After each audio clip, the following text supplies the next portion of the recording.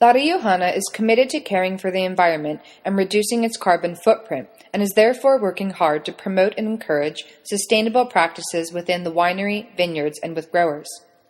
As proof of this commitment, they have carried out a carbon footprint audit, the preliminary results of which show that the carbon footprint caused by production is relatively low compared with figures reported for wineries in Europe and Australia. La Riojana is one of the first wineries in Argentina to compensate for carbon emissions from the transport of its wines and has started to offset carbon emissions for its exported wines, specifically to the country of Sweden. La Riojana is also implementing a carbon-neutral program for the entirety of the grape-to-bottle process. This will include better water management, use of renewable energy sources such as wind and solar power, and bioenergy. La Riojana is hoping to install the first of 9 high-efficiency pumps in its organic, fair trade certified vineyards by the first half of 2011. The overall goal of La Riojana is to become carbon negative. La Riojana is organically certified by ArgenCert, an internationally recognized certification service. The co-op farmers also follow sustainable agriculture practices in their fields. We spoke with Andy Mitchell at Han Winery to learn more about sustainable wine growing practices. Han Winery is located in the central coast of Monterey and has received a Sustainability in Practice, or SIP, certification. Conventional is traditionally has been the use of pesticides and herbicides that are very effective. There's a good efficiency as far as kill. They're very, very harsh as far as chemicals and on the chemical side of it. So as far as sustainability, there's one of the things that is required is any of the materials that are on the EPA list considered carcinogenic, whatnot. Those are definitely off limits. So using softer materials than traditional, and in general, when you say conventional, a good portion of the industry is getting away from those. Sustainability is something that's catching on, whether people are certified or not.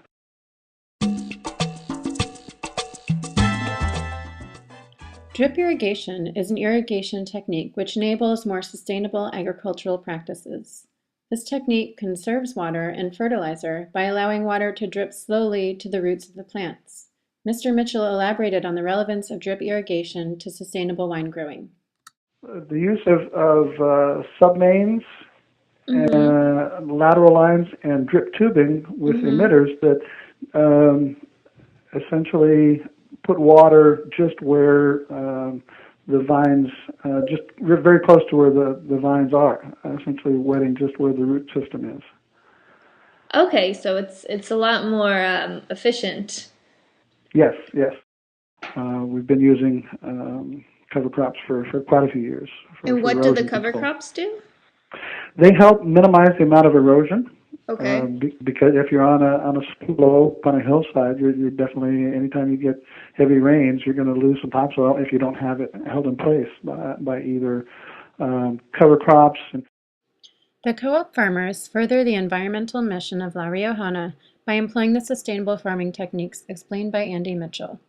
La Riojana has placed environmental values as a top priority in their business motto and has become a model company for the industry.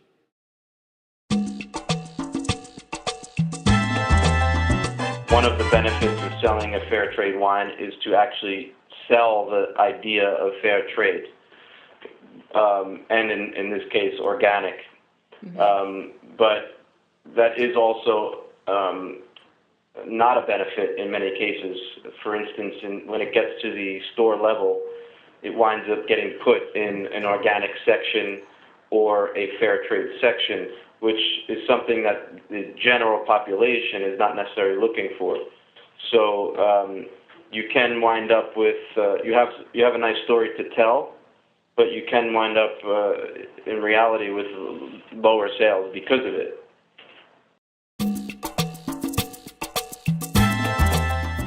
La Riojana has potential scalability through its increasing access to funding opportunities. For example, the International American Development Bank, IDB, recently approved a $2.9 million loan to La Riojana. IDB is the largest multilateral source of financing for the Latin American and Caribbean region. The loan will help the cooperative modernize its vineyards and wine production processes. This project will also strengthen the competitiveness of cooperative members through increasing their access to financing and modernizing their production techniques.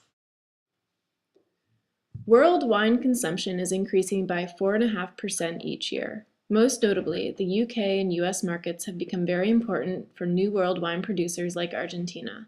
In 2007, Argentina exported $93.5 million in wine and related items to the United States. Brazil and China are also top importers of Argentinian wine, and the large and growing population in these countries provides opportunity for increased sales. The current challenge for Argentina is to develop and market their wine brands so that they are recognized internationally for their uniqueness. To do this, Argentina needs to utilize their trade channels with Brazil, China, and the US. One of the reasons Argentinian wines are world-renowned for their distinctiveness is because there is very little oversight from the government in regards to labeling. The government's only labeling requirement is that bottles labeled by a grape variety must consist of at least 80% of that grape. The benefit of this policy is that each winery can then make minute changes to create individual flavor. The Argentinian government has also intervened in the area of wine diversification. Since 1994, the Argentinian government has been implementing a diversification policy in order to establish price stabilization through a reduction of wine in the domestic market and in order to promote exports. To reduce the amount of domestic wine produced, the policy requires that every winemaker turn a set amount of grapes into a concentrated grape must, which is a sweetener made from grapes. This policy has had mixed results because it has limited the ability of regions to increase specializations. For example, for certain regions like the Mendoza region, where La Riojana is located, it is less profitable for wineries to make the grape must. This government intervention has been controversial since its implementation. However, it continues to be enforced. In addition to this diversification policy, Argentina has promoted its exports through international agreements. Argentina is a member of the World Wine Trade Group, which includes Australia, Canada, Chile, Mexico, South Africa, New Zealand, and the United States. Member countries have agreed to mutually accept the winemaking practices of the other parties to the agreement and to facilitate trade in wine among the parties. These policies, as well as La Riojana's potential for scalability, indicate the positive direction in which they're going. La Riojana has created a business model with a bottom line that has wide-reaching benefits. Through its cooperative, their profits make significant social contributions to local communities. And its attention to environmental stewardship is an important focus to stay competitive in today's global economy. Additionally, La Riojana's participation in international agreements and achievements in global competitions highlight the breadth of the company's reach. People whom we spoke with about La Riojana had nothing but positive feedback to say on their business model and product. We believe La Riojana truly exemplifies a triple bottom-line business model. Certified label, when you see that on the bottle of wine, you know that if it's a bottle coming from Argentina, Chile, or South Africa, that it's making a large impact in the communities that they're producing, that wine. And so every bottle, we say that every purchase matters, and it's true. For every bottle that you purchase with that label, there's some change that's going to happen to that community in an economic and social environmental way that really is a great impact for the community.